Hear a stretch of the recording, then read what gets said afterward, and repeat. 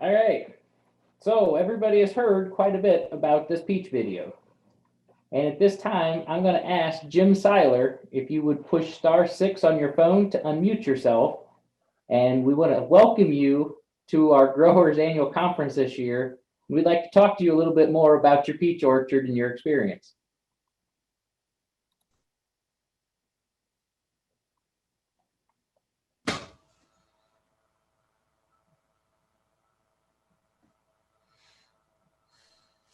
You got me? Got you now. All right. How's Jim doing How's everybody today? doing today?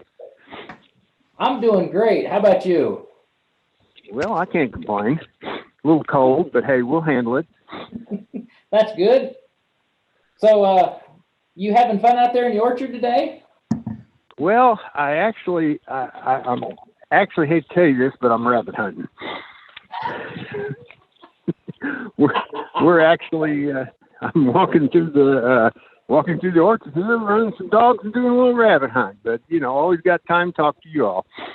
That's good. We certainly appreciate it. So everybody's pretty interested to hear what you have to say, and they're trying to learn some tips and tricks from you. So you can share whatever you'd like, but I got a couple questions for you as we go along here. Okay, go ahead and shoot what you got on your questions, or or however you want to go about it. It's fine with me. I think, wow, whoever impressive on the video. Good job. You actually made me look halfway decent, and that takes a lot of effort. Very, very good. I can't stress enough on this frost thing on the peaches. The cold weather, we had, I would say, I said 12. I'd say we were over 12 hours of that critical diseases. And a couple of the things that I noticed we went down, a couple of valleys went down to 18. And what we had in there, instead of like fruit per tree, I always try to get between 350 to 400 fruit per tree. And those trees some of those trees would have 40 or 50 on them. Well, most of the time, whenever you get that situation, the peaches are going to crack on you and all that. Well, I kept on spraying them, and some of them did crack, but I didn't get the rot that I usually get. So basically what I did was let them get ripe and sell them for number twos. And that's, the idea of this is to make money. And that's the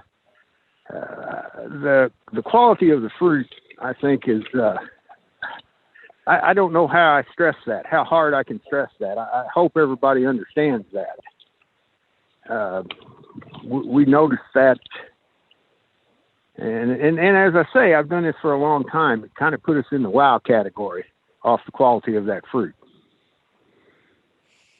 That's good.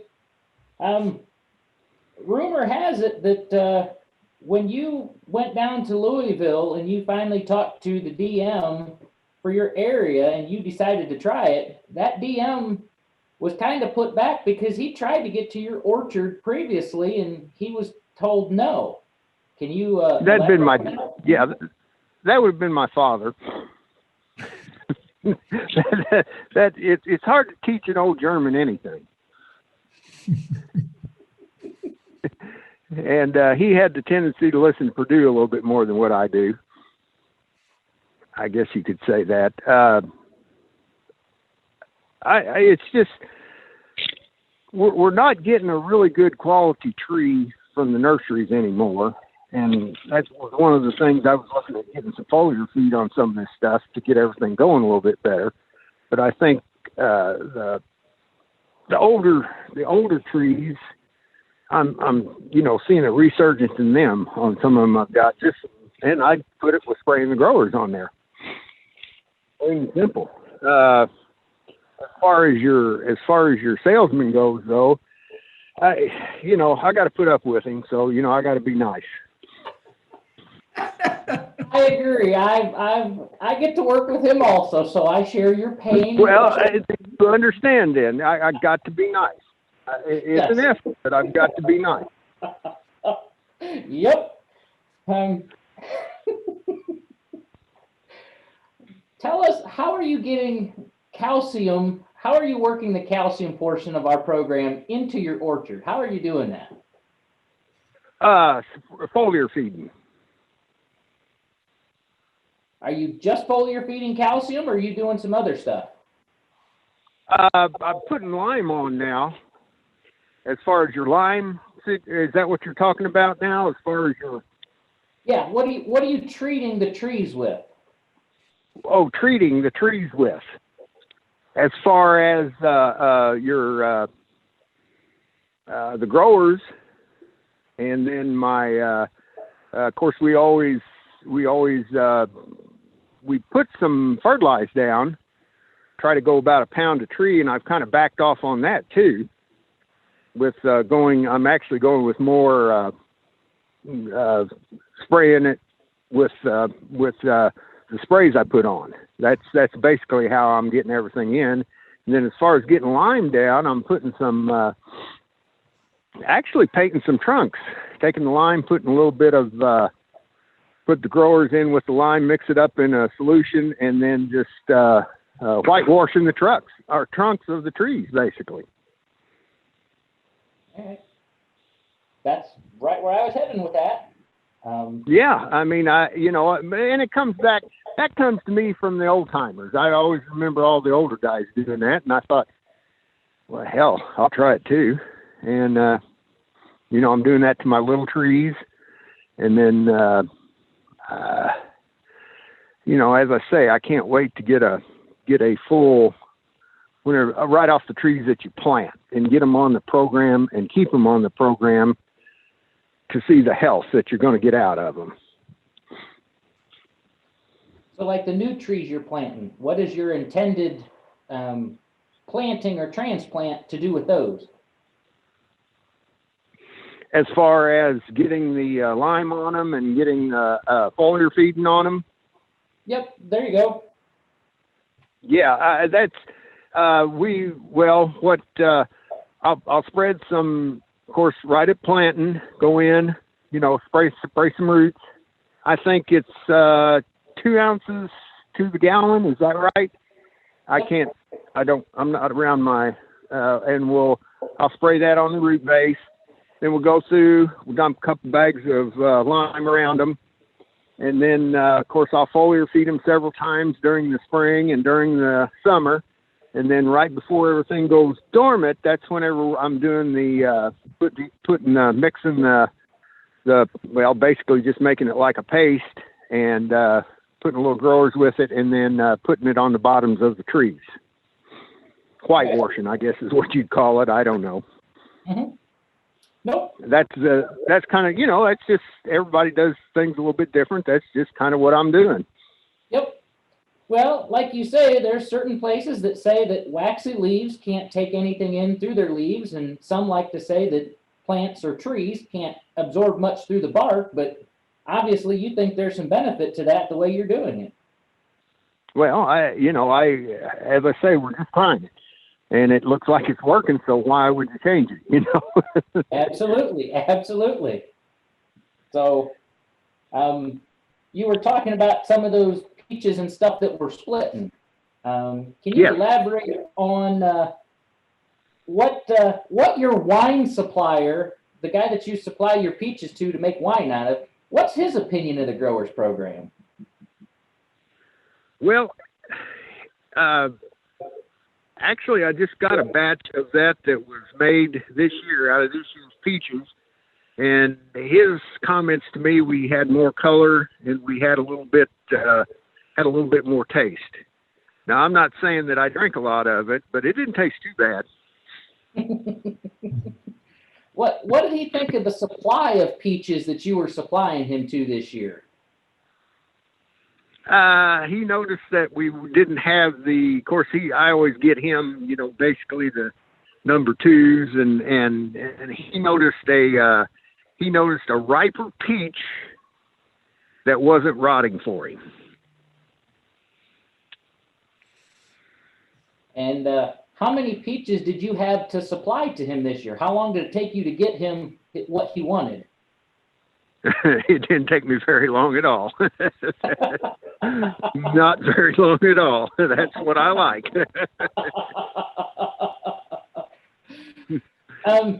There again, I think I read that you were mentioning that this year you changed gears a little bit and you sold a lot more retail over wholesale, correct?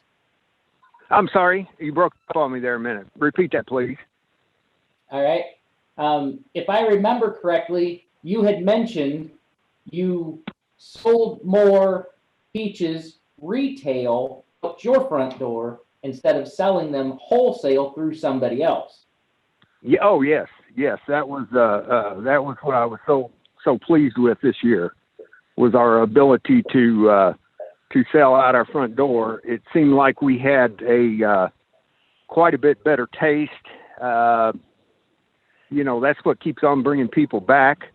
It also helped me that my competition was getting stuff shipped in from Georgia and Alabama and Florida and all that, and they just don't taste too good. They pick them so green, they don't have the taste. So it was definitely to my advantage to have homegrown stuff here. Hey, Zach. Yes. Yeah, I'd like to ask Jim a question if I could. Go for it. Jim, can you hear me all right? This is Jim Hallbeisen. I got you. Yeah, real Hey, good. The question I've got for you is next spring, we're cruising along and breaking dormancy, and they come out and start yapping about possibility of frost like you dealt with last spring. I'd like you to kind of give a game plan that you'll follow that other peach guys or other vegetable guys or other fruit guys can kind of mimic. What would you advise another guy to look at? Timing, volume, how far ahead of the frost? What's going to be your protocol this year? My protocol, and this was kind of my protocol last year, it really was my protocol last year.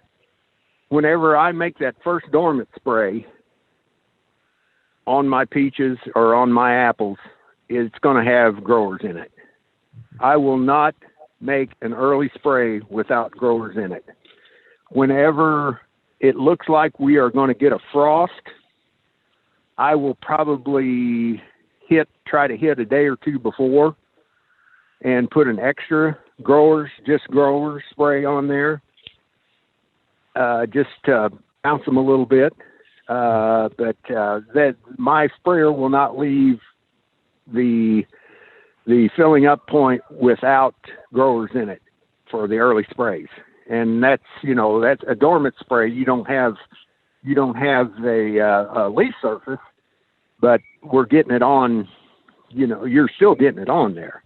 Yeah. And then I will probably, it's not going to surprise me this year. I'll probably do a couple extra, stick an extra grower spray or two in there off my normal 10 to 14 day schedule is what I run as far as spraying on peaches. That's what you got to run. But I will probably stick an extra one or two in there, and I did this year on growers. With no other chemical other than the growers in there. Yeah. Now this is kind of a little off the subject there, but when you listen to these weather forecasts, I mean, they say they think it's going to bottom out on Monday. You're thinking you want to be a couple days ahead of that, and are you trying guess with the weatherman too from what you've seen in the past? I mean, how much reliability are you laying on them? Yeah, relying on the weatherman. That's funny. Yeah, no, that's my point. That's comedy there. Pretty well, we're back at the point of whenever you do something for so long, you look and see what's coming down the line, and you make your own guesstimate. Yep.